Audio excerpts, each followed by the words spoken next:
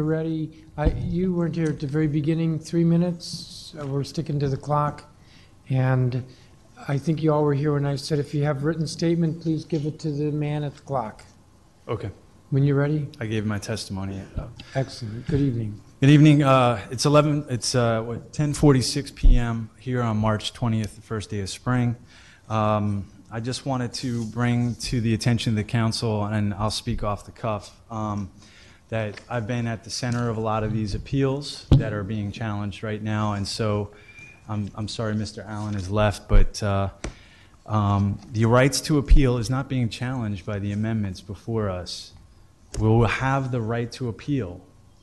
The question is, making the plan discretionary basically eliminates any opportunity for the court to hold anybody to account, whether it be the zoning commission, the developers, or the people. So we will have the right to appeal, but by making the plan discretionary, which is what the mayor wants to do through OP, it will eliminate our right to appeal in the sense no court will ever have anything to hold up anything to, because things are not supposed to be strictly followed. Okay, that's in page 54 of the red line document. And you know, I've been involved in these appeals because we've had to raise a red flag, and the Court of Appeals was the only way to do it. This is a thick document. It's a 1,000-page document. The zoning regs and the zoning commission is like this independent agency. Doesn't get a lot of council influence but for the comprehensive plan. And by the mayor and the Office of Planning making these amendments, essentially making the plan discretionary, they are minimizing the legislator's role, your role in the future of the city.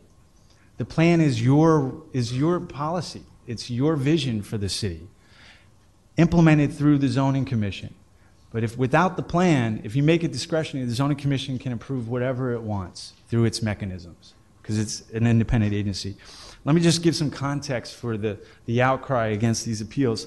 There are 40 or 50 PUDs rubber stamped annually. Okay? So in 3 years, we're talking about 150 PUDs. Out of those, maybe 10 or less than 20 for sure have been appealed that I'm aware of. 2 have been remanded back to the zoning commission.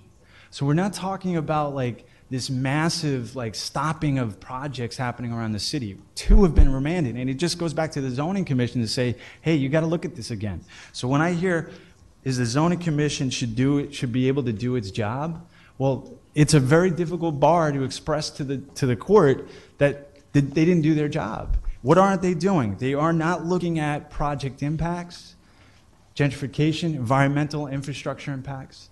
They're not looking at the types of how luxury overdevelopment destabilizes land values in the surrounding area. So for the pittance of benefits that we might be getting, like Union Market, 6,000 new residential units, 10 family-sized affordable housing units, this is a sort of the analysis we is seeing happen out at the zoning commission. Let me just conclude on this. I would ask everybody to read some of these cases so you'll see the issues, and I'd be glad to talk about that with you all later.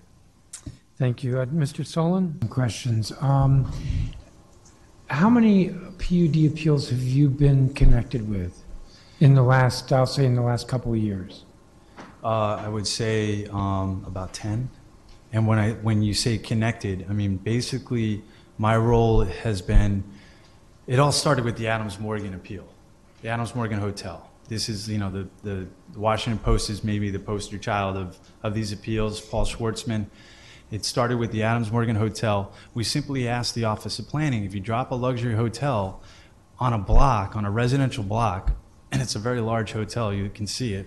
Don't use up all my time, and don't use it up on the Adams Morgan Hotel. Yeah, the point is that we're doing right now what the city, with the Office of Planning should have done. How have you been connected with these? You said about 10. How have you been connected with them? So after that experience, which is what led to my understanding of the zoning regs and the interplay between the regulations and the zoning commission and the comp plan, basically I started organizing meetings to inform people the importance of the comprehensive plan. So are you an appellant?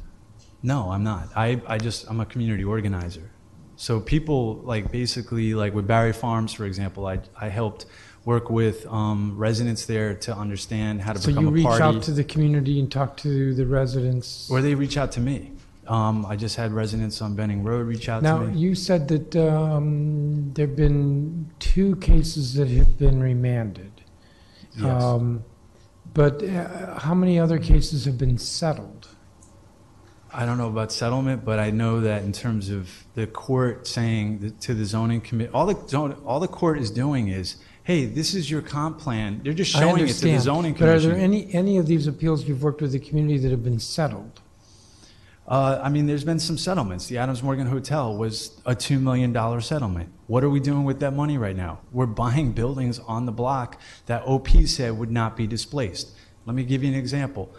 The 2384 Champlain Street, lots of immigrant families live there. I know them. We organized. We tried to get some play at the zoning commission. Got nothing there. Tried to get play with the Office of Planning. Nothing. Tried to get play with Jim Graham to understand the plight of displacement.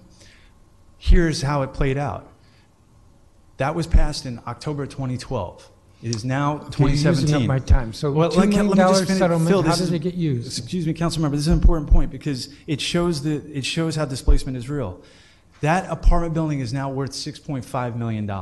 It was $1.2 million when we first started this out, when we had this conversation. So if the city were to grapple with real displacement issues at the front end of these big projects, we could be putting money into or asking the developers to put money into a fund that would buy these buildings when it's much cheaper to turn them into co-ops or land trusts at a much earlier time when it's much more affordable. Now, if the city were to try to step up and try to protect 30 families from being displaced, it's going to cost 5 times as much. Okay, so the other PUD appeals have been settled as well. I'm aware of a couple. I think one of our attorneys is here, could speak more to that, Ari Teresa. But I mean, I believe Is he or she testifying? I believe so, yes. Okay. But I mean, so in Union Market, right? So here again, we have a situation where it's 15 PUDs have been approved across 40 acres. The negotiation by the Office of Planning led to the creation of 10 affordable family-size units. By the way, 2 bedrooms are not family-size units. 3 bedrooms plus are family-size units. The 6,500 units that Ms. Mallory spoke about, those are studio 1 bedrooms, mainly for the wealthiest people in the city. But I'm asking about settlements. So have there been any settlements at Union Market? Yes. Do you know how many? I think 2 or 3. And what kind of money paid? Not much. What does that mean? 50,000? 500,000? Well,